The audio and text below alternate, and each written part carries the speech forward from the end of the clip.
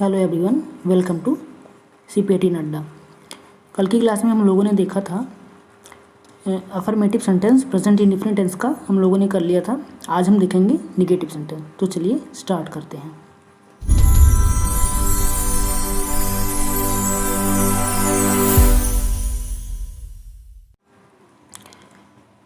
पहला सेंटेंस है, सूर्य की किरणें जल में नहीं प्रवेश करती हैं।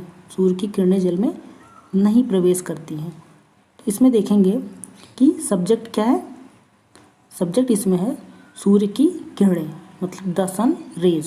सूर्य की किरणें, ये आपका पूरा सब्जेक्ट है। फिर उसके बाद क्या लिखते हैं, सब्जेक्ट मेन वर्ब, सब्जेक्ट लिखने के बाद हेल्पिंग वर्ब। हेल्पिंग वर्ब क्या है इसके लिए, सूर्य की किरणें मतलब ये सिंगुलर नंबर है या प्लूरल नंबर है। प्लूरल नंबर है, बहुत सारे हैं सूर्य की किरणें। तो ये इसके अनुसार हम क्या लगाएंगे, डू लगा देंगे। डू, उसके बाद नॉट, डू नॉट, ठीक है।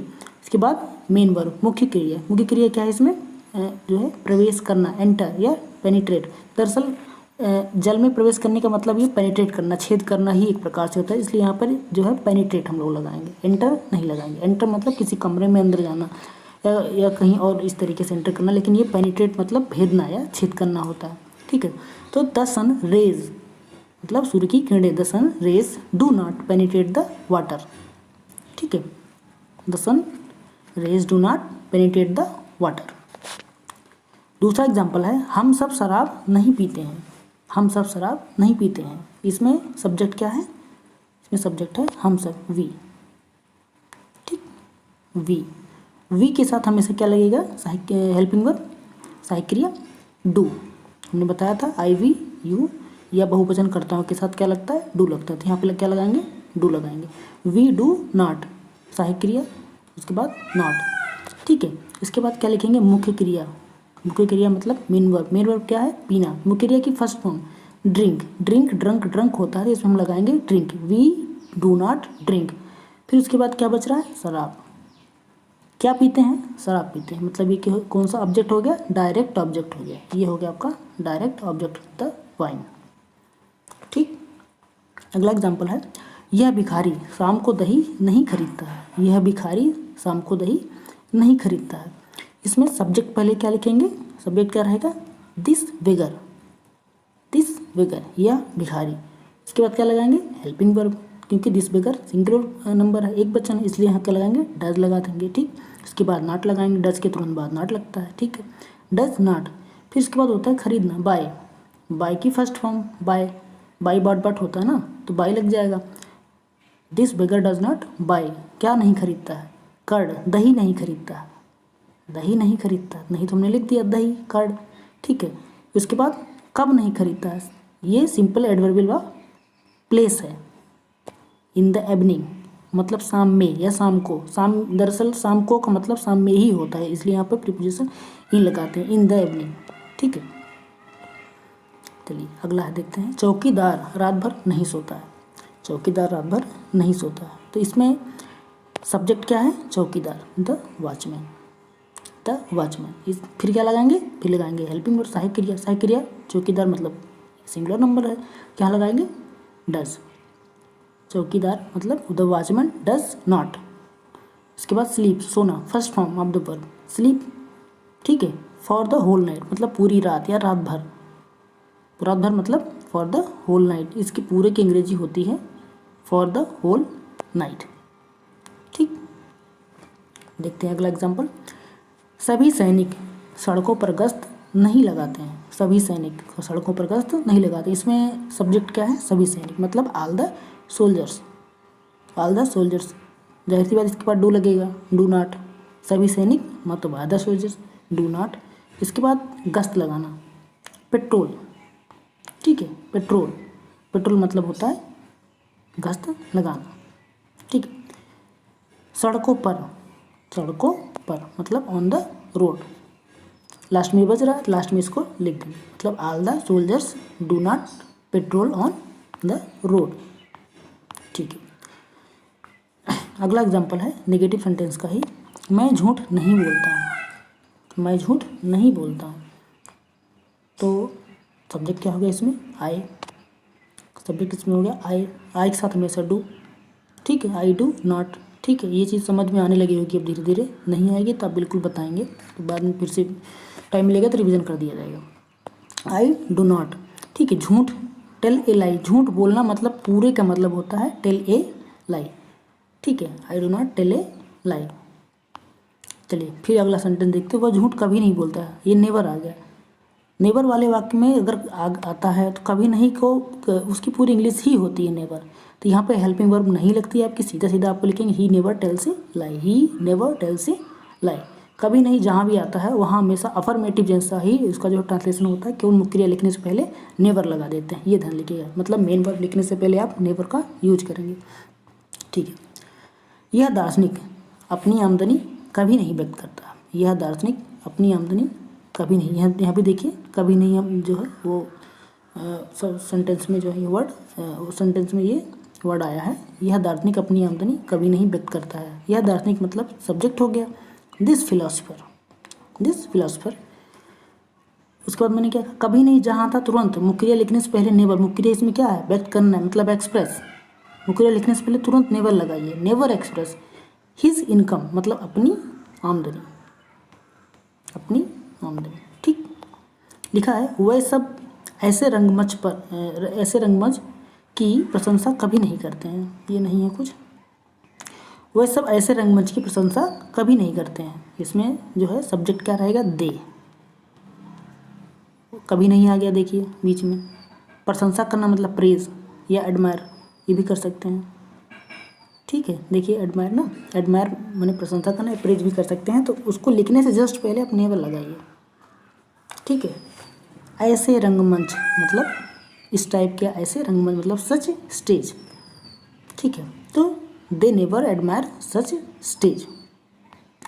फिर अगला एग्जाम्पल कभी नहीं वाला देख लेते हैं। उसके पिताजी घूस कभी नहीं लेते हैं, उसके पिताजी घूस कभी नहीं लेते हैं मतलब हिज फादर, ठीक है, कभी नहीं बीच में भी आ गया, नेवर लगाएंगे, ठीक है। पहले लेना एक्सेप्ट, उसके जस्ट पहले नेवर, मुख्य क्रिया लिखने से पहले नेवर लगाते हैं, ठीक है, और पूरा सेंटेंस जो है अफर्मेटिव जैसा ही लिखते हैं। घूस मतलब bribe, his father never accept bribe, ठीक है। देखते हैं अब, देखिए ये WH टाइप क्वेश्चन आ गया, WH टाइप क्वेश्चन, जैसे क्या वाला जो आता है ना, वो वाला WH टाइप क्वेश्चन होता है। तो क्या तुम शाम को पहाड़ा याद करते हो, पहाड़ा मतलब टेबल होता है, तो पहले इसमें क्या लिखेंगे, पहले सहायक क्रिया कर्ता, फिर मुख्य क्रिया कर्म। इसको चाहे तो आप नोट कर लो कि जो WH टाइप क्वेश्चन होता है, WH टाइप क्वेश्चन उसमें जो है कैसे लिखते हैं, पहले लिखेंगे सहायक क्रिया, हेल्पिंग वर्ब, सहायक क्रिया प्लस सब्जेक्ट, ठीक है, helping verb subject plus main verb, ठीक, उसके बाद जो है ऑब्जेक्ट, या उसके ऑब्जेक्ट के बाद बचा हुआ भाग लिख देते हैं, मतलब सहायक क्रिया कर्ता, मुख्य क्रिया कर्म, helping verb subject plus main verb plus object, उसके बाद बचा हुआ भाग लिख देते हैं। तो कैसे करेंगे इसको, पहले लिखा आगे क्या, पहले क्या तुम, इसमें सब्जेक्ट तुम है, तुम के अनुसार अकॉर्डिंग टू यू, मतलब तुम के अनुसार क्या लगेगा, डू लगेगा, IVU, ठीक है, बताया था पहले, तो यहाँ लगाएंगे डू, ठीक। उसके बाद क्या लिखा जाएगा, सहायक क्रिया के बाद करता डू यू, फिर मेन वर्ब याद करना लर्न, ठीक है, क्या याद करते हो, पहाड़ा, द टेबल, फिर इन द इवनिंग मतलब शाम में, ठीक, इन द इवनिंग मतलब शाम में, ठीक है, do you learn the table in the evening, ये क्लियर हुआ। अगला है, क्या तुम्हारी गाय आटा पसंद करती है, क्या तुम्हारी गाय आटा पसंद करती है, तो फिर क्या गया, तुम्हारी गाय मतलब योर काउ, इसके अनुसार डज लग जाएगा, पहले सहायक क्रिया कर्ता, ठीक है, फिर मुख्य क्रिया लाइक पसंद करना, द फ्लोर मतलब आटा, एक ध्यान देना, ये FLOOR जो होता है वो फ्लोर मतलब होता है फर्श, ये फ्लोर मतलब होता है आटा, गेहूँ वाला जो होता है। चलिए अगला है, क्या उसकी माँ रसोई घर में आटा गूंथती है, क्या उसकी माँ रसोई घर में आटा गूंथती है, इसमें सब्जेक्ट क्या है, सब्जेक्ट है उसकी माँ, उसकी माँ के अनुसार डज लगेगा, सहायक क्रिया कर्ता, फिर मुख्य क्रिया, फिर कर्म, उसके बाद बचा हुआ भाग लिख देते हैं, ठीक, ये चीज़ समझ में आई। पहले सहायक क्रिया डज हिज मदर, सहायक क्रिया कर्ता डज हिज मदर, ठीक है। नीड मतलब होता है गूंथना या लगाना, ठीक है। द फ्लोर मतलब आटा, इन द किचन मतलब किचन में। Does his mother need the floor in the kitchen, ठीक। क्या सभी छात्र नई पुस्तकें खरीदते हैं? क्या सभी छात्र नई पुस्तकें खरीदते हैं? तो क्या सभी छात्र मतलब ऑल द स्टूडेंट्स, इसके अकॉर्डिंग हमेशा डू लग जाएगा, ठीक है। डू ऑल द स्टूडेंट, सहायक क्रिया कर्ता फिर मुख्य क्रिया फिर कर्म, सहायक क्रिया कर्ता मुख्य क्रिया कर्म, अगर यह बच्चों का भाग जो भी रहता है। तो do all the students buy new books, ठीक। Do all the student buy new books. अगला एग्जाम्पल है, क्या उसके मित्रगण श्लोक याद करते हैं? क्या उसके मित्रगण, उसके फ्रेंड्स श्लोक याद करते हैं? तो उसके मित्रगण मतलब उसके फ्रेंड, हिज फ्रेंड्स, ठीक है। फ्रेंड एक तो होंगे नहीं, बहुत सारे मित्रगण लिखा है तो बहुत सारे होंगे, तो इसके अनुसार डू लग जाएगा। डू हिज फ्रेंड्स लर्न, याद करना, लर्न द वर्स। वर्स मतलब होता है श्लोक, संस्कृत का जो एक श्लोक होता है उसको श्लोक बोलते हैं, जो एक दो लाइन के 4 लाइन के जो भी होते हैं, ठीक है। अगला है, क्या कुएं पर आप लोग ताश नहीं खेलते हैं? इसमें सब्जेक्ट क्या रहेगा? आप लोग मतलब ऑल ऑफ यू, ये ऑल ऑफ यू इसमें हो गया सब्जेक्ट। इसके अनुसार क्या लग जाएगा? इसके अकॉर्डिंग डू लग जाएगा, ठीक है। सहायक क्रिया कर्ता, फिर ये देखिए नहीं भी आ गया, सहायक क्रिया कर्ता नॉट मुख्य क्रिया कर्म, ये ध्यान दीजिएगा कि WH type question in negative में हमेशा कैसे लिखते हैं? सहायक क्रिया हेल्पिंग वर्ब, ठीक है, सब्जेक्ट सहायक क्रिया कर्ता नॉट प्लस मेन वर्ब, इसके बाद प्लस ऑब्जेक्ट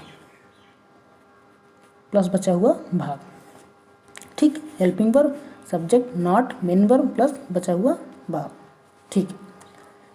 तो do all of you not play the ombre on the well. Ombre मतलब होता है ताश खेलना, ठीक है, ताश ऑन द वेल कुएं में, कुएं पर, ठीक है। अगला है, क्या यह कवि प्रतिवर्ष एक नाटक नहीं रचता है? क्या यह कवि प्रतिवर्ष एक नाटक नहीं रचता है? WH type question in negative है ये। तो क्या यह कवि के अनुसार डज लग जाएगा। डज दिस पोएट नॉट, सहायक क्रिया कर्ता नॉट, फिर मुख्य क्रिया कंपोज रचना, कवि के लिए हमेशा रचना मतलब कंपोज लगेगा, और जो लिखते हैं राइटर उनके लिए हमेशा राइट लगेगा, ये ध्यान दीजिएगा।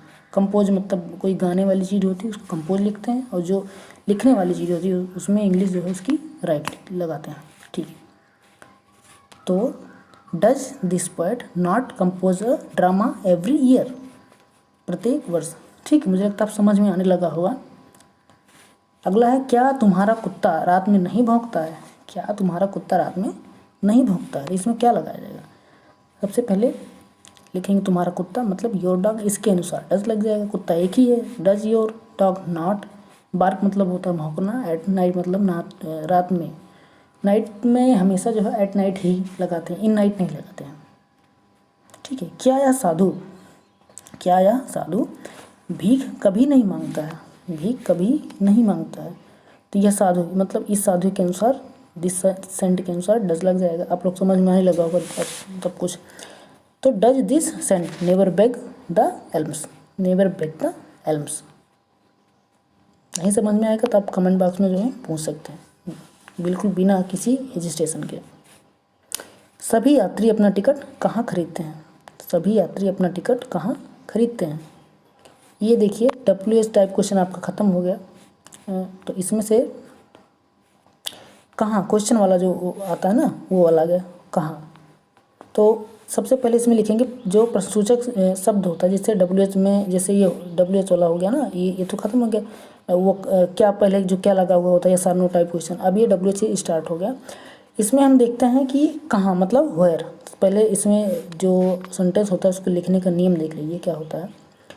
पहले प्रश्नसूचक शब्द, फिर सहायक क्रिया, फिर कर्ता, अगर नॉट आता है तो नॉट प्लस मुख्य क्रिया प्लस कर्म ऑब्जेक्ट, ये देख लीजिए। तो पहले क्या लिखेंगे होयर, ठीक है। इसमें सभी यात्री है, सभी यात्री मतलब ऑल द पैसेंजर, इसके अनुसार डू लगेगा हमेशा। होयर do all the passenger buy खरीदना, द बाय दियर टिकट, सभी यात्री अपना टिकट कहाँ खरीदते हैं। ठीक है, तुम इस झोले में क्या लाते हो, तुम इस झोले में क्या लाते हो। तो इसमें देखेंगे क्या, यहाँ क्या वो सहायक क्रिया वाला नहीं रहेगा, ये जो है यहाँ इंग्लिश इसकी व्हाट लगाएंगे। ये ध्यान दीजिए, क्योंकि पहले नहीं लगा क्या तुम इस झोले में लाते हो, ये नहीं लिखा गया, तुम इस झोले में क्या लाते हो, मतलब व्हाट पहले लगेगा। पहले प्रश्नवाचक शब्द इसके क्या है, व्हाट डू यू, यू के अनुसार डू लग जाएगा। व्हाट डू यू ब्रिंग मतलब लाना, लाते हुए, इन दिस बैग, तुम इस बैग में क्या लाते हो। मुझे लगता है बहुत अच्छी तरीके से समझ में आने लगा होगा आप लोगों को। यह बूढ़ी महिला अपने पुत्रों को कैसे समझाती है, यह बूढ़ी महिला अपने पुत्रों को कैसे समझाती है।